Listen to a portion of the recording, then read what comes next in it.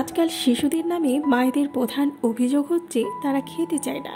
আর শিশুর কম খাওয়া নিয়ে মায়েদের চিন্তার শেষ নেই। বিশেষ করে 2 থেকে 3 বছরের শিশুর মধ্যে এই কম খাওয়ার প্রবণতা খুব বেশি দেখা যায়।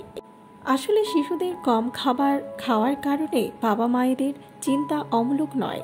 তবে শিশুদের খাবারের ক্ষেত্রে যে বিষয়গুলো মাথায় রাখতে হবে তা হলো শিশুর বয়স আর খাবারের চাহিদা। একটি 2 বছরের শিশুর শরীরটাই বা কতটুকু, সে কতটুকু খাবার খেতে পারবে একবারে, তার শারীরিক অ্যাক্টিভিটি কেমন, এগুলো বিবেচনা করে শিশুর খাবারের পরিমাণ ঠিক করতে হবে। অনেক মা আছে ঘড়ির সময় মেপে শিশুকে বেশি খাবার খাওয়াতে চায়, কিন্তু শিশুটির যদি তখন ক্ষুধা না থাকে তবে সে খেতে চাইবে না, এটাই স্বাভাবিক। অনেক খাবারে শিশুর হজমে সমস্যা হতে পারে, যেমন দুধকে পুষ্টিকর খাবার হিসেবে খাওয়ানো হয়, আবার খিচুড়িতে কয়েক ধরনের ডাল মাংস দিয়ে রান্না করা হয়। নিয়মিত ডিম খাওয়ানো হচ্ছে, বিভিন্ন ফলের জুস, এসব খাবার থেকে শিশুর অনেক সময় হজমে সমস্যা হয়।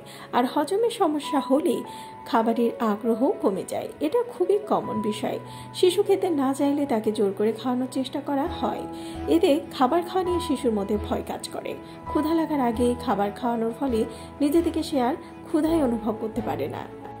শিশুদের বাইরের মুখরোচক খাবারের প্রতি আকর্ষণ থাকে। অতিরিক্ত তেল মশলার খাবার থেকে অনেক সময় স্বাদ নিয়ন্ত্রণের অনুভূতিও দুর্বল হয়ে যায়। খাবারের স্বাদ না পাওয়ায় খাবার খেতে চায় না অনেক শিশু। শিশুকে প্রতিবার খাওয়ানোর মাঝে পর্যাপ্ত সময়ে ব্যবধান রাখতে হবে। শিশুর গঠন আর পরিশ্রমের উপর খাবারের চাহিদা নির্ভর করে। লক্ষ্য রাখতে হবে শিশুর কোন খাবারগুলোতে হজমের সমস্যা হয়, সেগুলো বাদ দিতে হবে।